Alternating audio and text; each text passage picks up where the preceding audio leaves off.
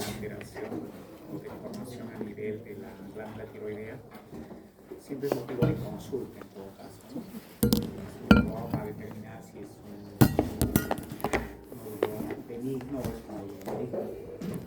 El objetivo de estudiar o de escribir es principalmente para descartar que pueda ser una patología tumoral, es decir, una patología maligna, debido a que cuando se diagnostica el cáncer de tiroides, estos son, digamos, de los cuadros más agresivos, por no decirlo. Es decir, tienen la posibilidad, algunos de ellos, de hacer metástasis rápidas, sobre todo a nivel pulmonar, a nivel óseo. Por lo tanto, ahí su importancia de hacer un estudio precoz, ¿no? Y certero. Los nódulos tiroideos, como pueden ver, son lesiones que pueden ser únicas o múltiples, pueden ser focales.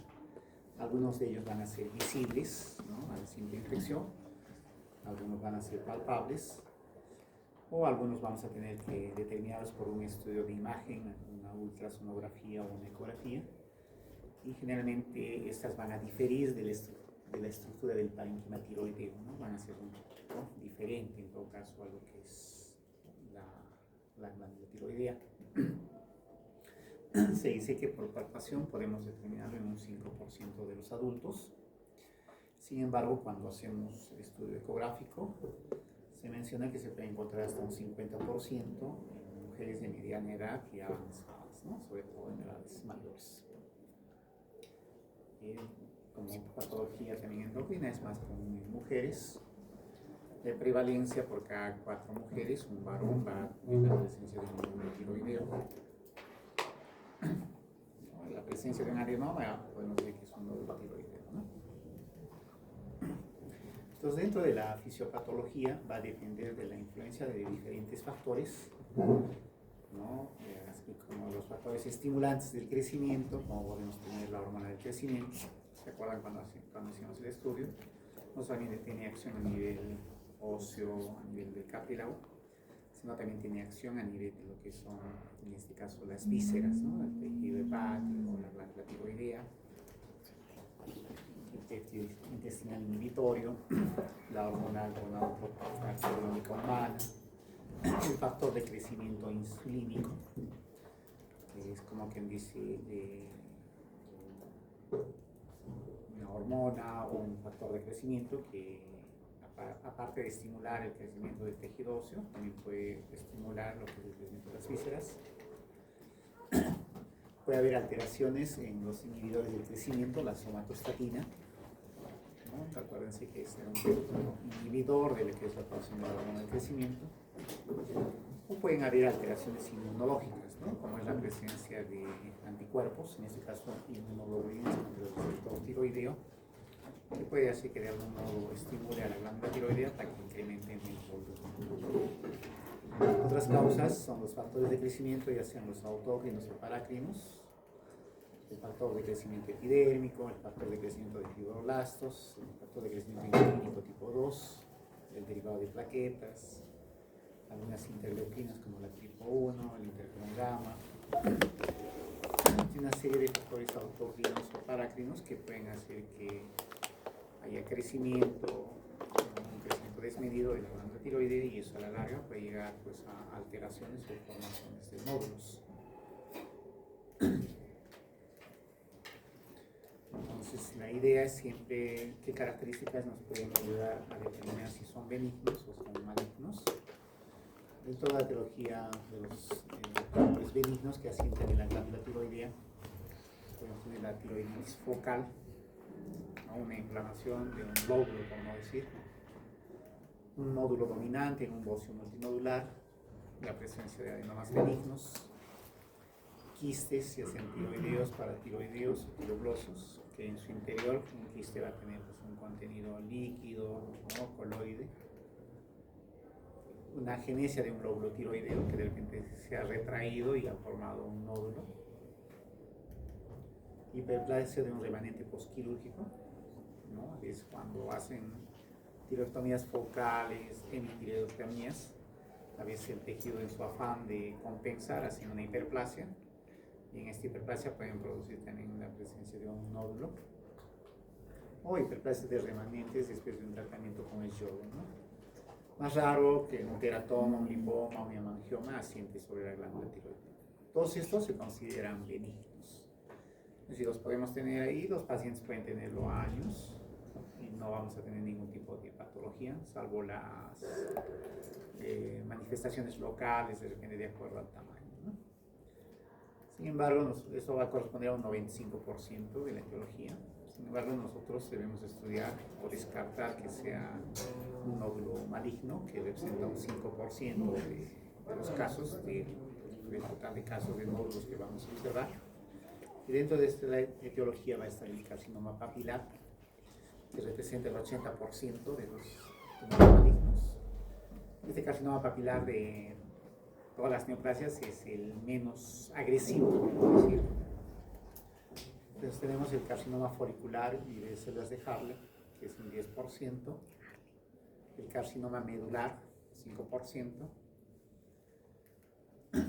y el anaplásico hasta un 3%. El anaplásico de todos los tumores tiroideos es si bien cierto es el menos frecuente, es el más agresivo, ¿ya? El más rápido que va a producir metástasis, ¿ya? Y otros tipos de combinaciones o misceláneas que llevamos el 1%. Entonces, nuestro estudio de nódulos debe ir dirigido a descartar esta parte, lo que es la etiología, porque eso sí trae alteraciones de mortalidad en nuestros pacientes. Y también, como les mencionaba, es una causa frecuente de consulta. Entonces, para nosotros determinar ¿no? si se trata de un tumor benigno o maligno, tenemos que preguntar desde el interrogatorio, ¿no? Pensando en el cuadro maligno, si tiene un antecedente familiar, ya sea de cáncer medular tiroideo, en la familia, de repente papá, tíos, abuelos. Si previamente ha estado sometido a algún tipo de radiación terapéutica en la cabeza o el cuello, ya sea por un linfoma, una leucemia. Si nota que haya un crecimiento reciente del nódulo, o sea, una aparición reciente. Si el paciente está cursando con alteraciones locales a nivel de la glándula tiroidea, como puede ser ronquera, disfagia o obstrucción, ¿no? La ronquera, sobre todo, es un síntoma que puede correlacionarse con la presencia de un nódulo maligno, sobre todo cuando hay infiltración. Ya cuando hemos encontrado el nódulo, ¿no? En las características físicas, lo que se va a ver es, digamos, dentro de esto, en mujeres de edad avanzada, generalmente puede ser un nódulo blando benigno. Pero si nos vamos a las características de malignidad, ¿en qué podemos encontrar, digamos, de acuerdo al grupo etario, que se trate de un nódulo maligno? En las edades extremas, dicen a veces, ¿no? En niños, en un adulto joven, realmente el varón tiene mayor posibilidad de que tenga un tumor maligno más que la mujer, a pesar que la presencia de nódulos es más frecuente en mujer. Cuando el nódulo es solitario, único, y tiene estas características, ¿no? De repente es un nódulo firme, grueso, claramente distinto del resto de la glándula.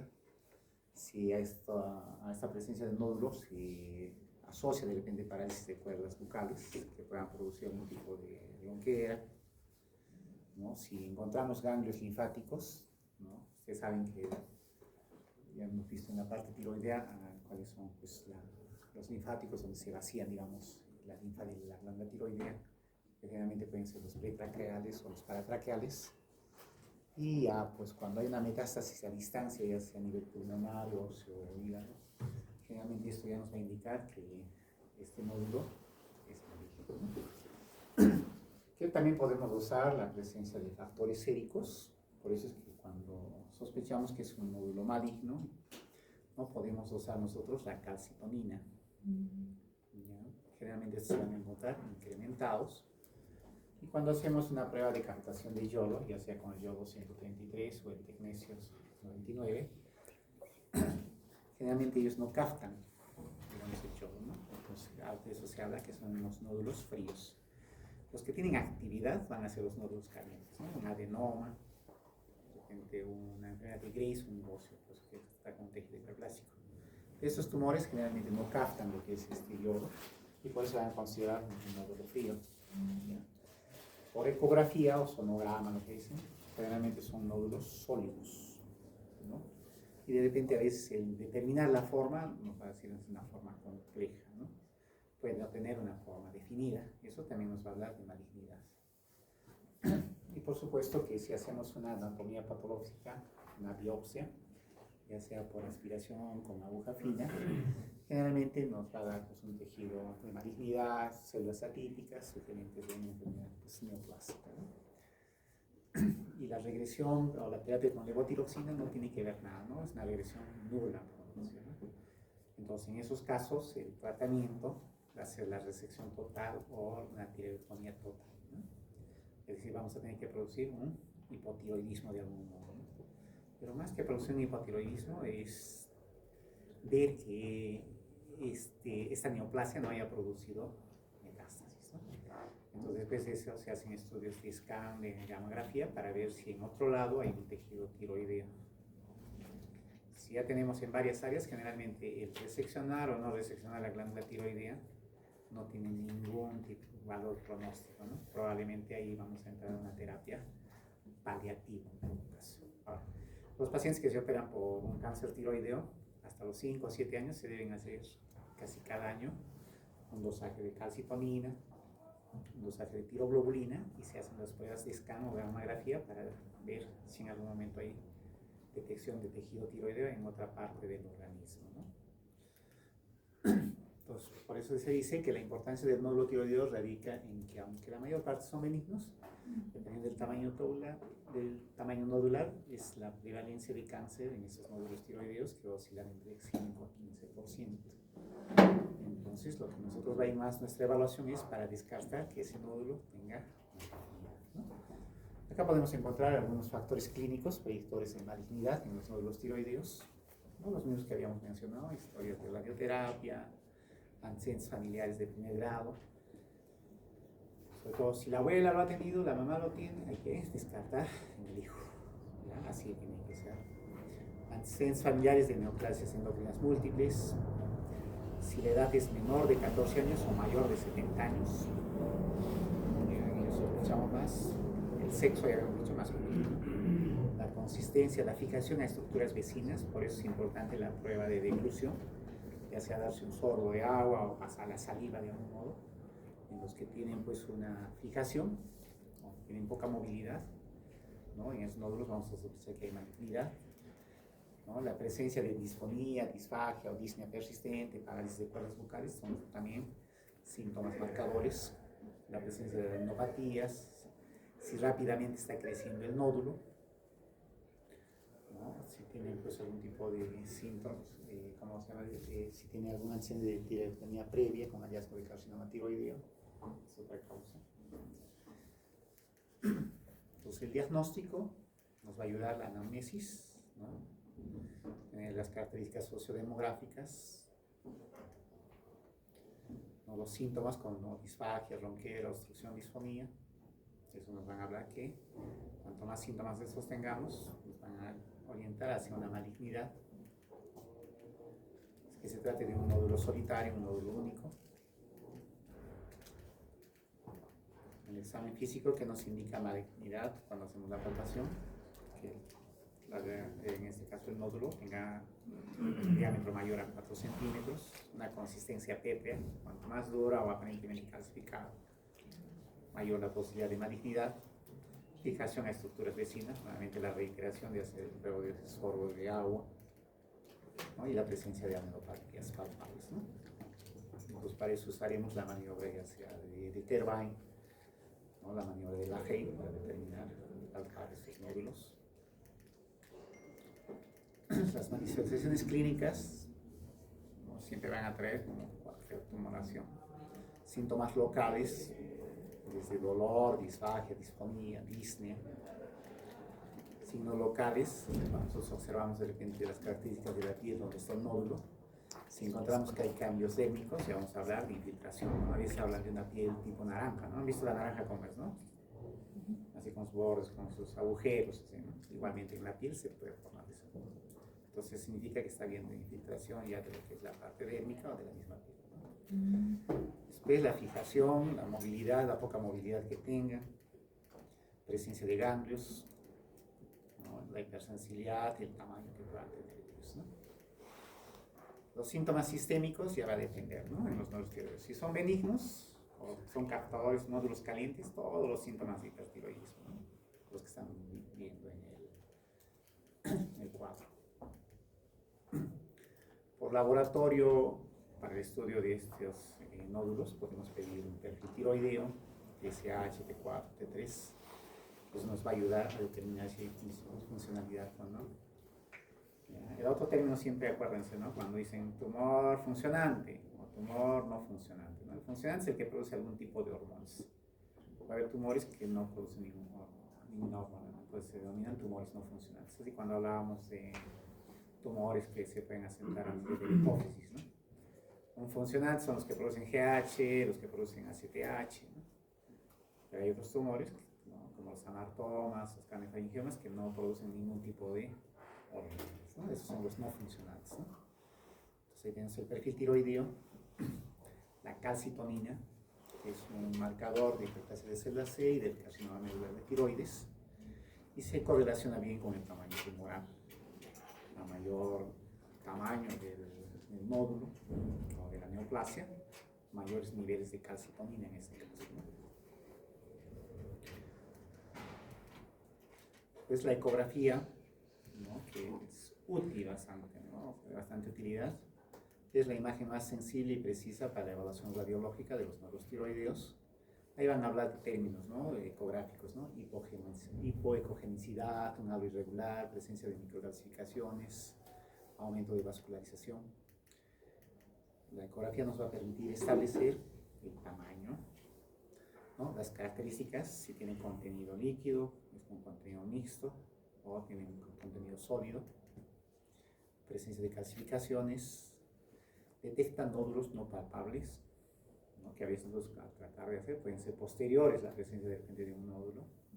Lo que más vamos a palpar los que están en contacto directo, ¿no? En la región anterior, pero probablemente en la región posterior no lo vamos a encontrar. La ecografía nos va a ayudar a ver esto y sobre todo determinar el flujo sanguíneo. Cuanto mayor sea en el incremento de flujo sanguíneo, ¿no? En nódulo, hay la probabilidad de decir que también tienen una patología de características malignas, ¿no? Después tenemos la gammagrafía.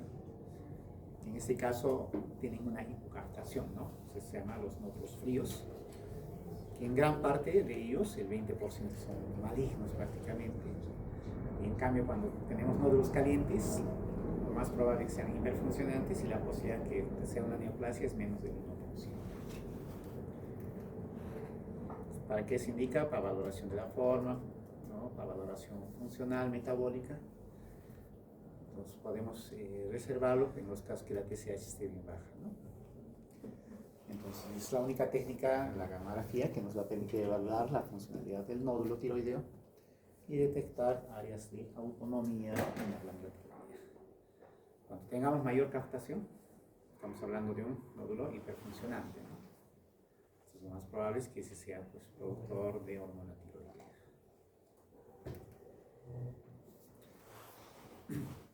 Pues finalmente siempre en los nódulos tiroideos, lo que al final nos va a dar el diagnóstico conocido, el gold estándar, va a ser la toma de una muestra, una biopsia, es decir, con un estudio anatomopatológico. El más simple o de abordaje es la biopsia con punción de aguja fina, como ustedes pueden observar ahí, como si se hace con una jeringa, ¿no? Y a través de la aspiración del nódulo, ¿no? A través de la orientación ecográfica, se puede tomar una muestra, ¿ya? Ahora, una sola muestra a veces no es suficiente, ¿no? A veces tienen que hacer una o dos muestras. Cuanto más muestras hagan, hay más posibilidad, ¿no? Porque a veces puede ser el nódulo el que se esté, ¿no? Haciendo como que dice la punción. De repente el área que de repente pues, está más calcificado o tenga mayores alteraciones, no se tome en esa muestra, ¿no? Entonces nos ayuda a determinar, o así la descartar, nos puede ayudar a determinar si es una lesión benigna o maligna. Si bien cierto, es el método más preciso y rentable para la evaluación de los nódulos tiroides, ¿no? Esto lo puede hacer el endocrinólogo, el médico radiólogo, y de forma temprana nos puede ayudar a hacer un tratamiento precoz, ¿no? Entonces, como dice, al momento de la punción uno puede determinar si es un nódulo quístico, de punza y de repente tiene líquido, probablemente es un quístico, ¿no? ¿Ya? O de repente puede estar indurado, no sale nada y se trae un poco de tejido, un nódulo sólido. Y eso nos va a ayudar a, cuando se reporta si es benigno, maligno, indeterminado o insuficiente. Entonces, puede haber pacientes, por ejemplo, que pueden tener calcitonina elevada, pueden tener adenopatías, y de repente la biopsia con aguja fina no sale negativa.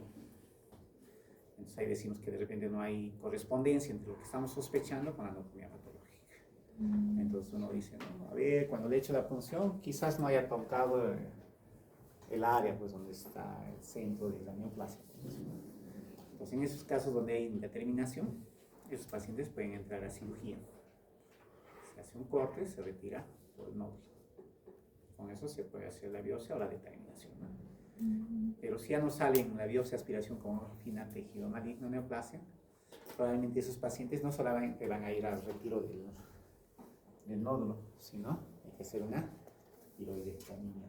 Por lo general se hace casi, digamos, 100%, pues no se reserva. Porque se considera que estos tumores o cánceres de la tiroides son rápidamente metastatizantes. ¿Okay? ¿Listo? Entonces, los nódulos mayores de 1 centímetro, cuando se hace por biopsia aspiración con aguja fina, puede haber una sensibilidad y especificidad de un 95%. El tratamiento, si es un nódulo hiperfuncionante, habrá que usar supresión de TSH con levotiroxina, ¿no? O uso de yodo radioactivo, mejor dicho.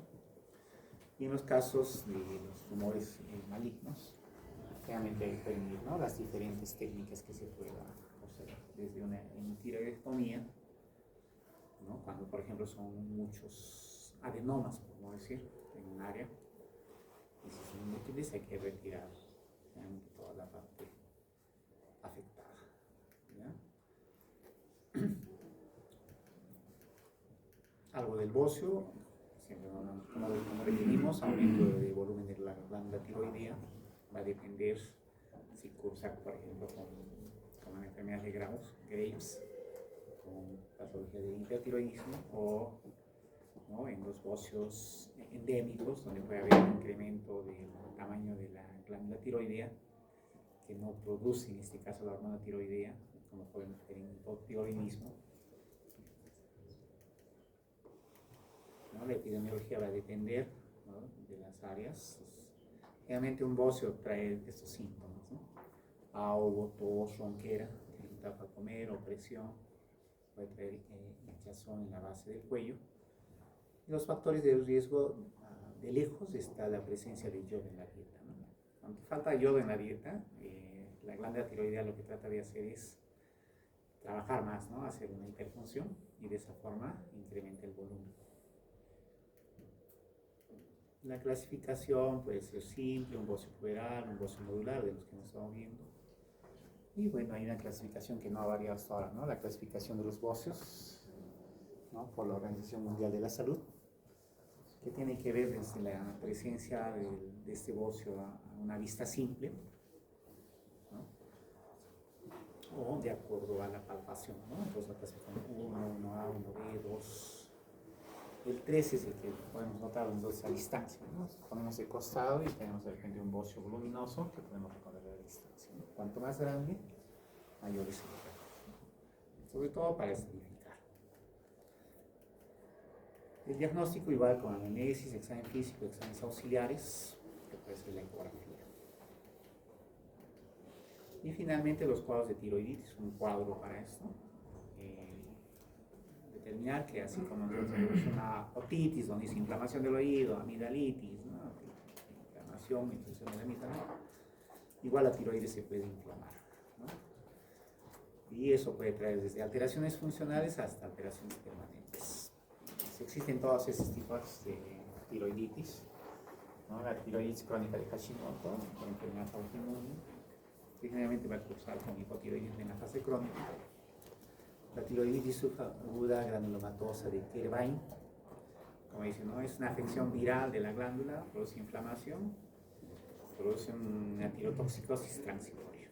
Pasa la inflamación, se normaliza el funcionamiento de la glándula. Hay tiroiditis infecciosa aguda, ¿no? La bacteriana, que eso sí provocan dolor, ¿ya? Las virales y las bacterianas pueden producir dolor.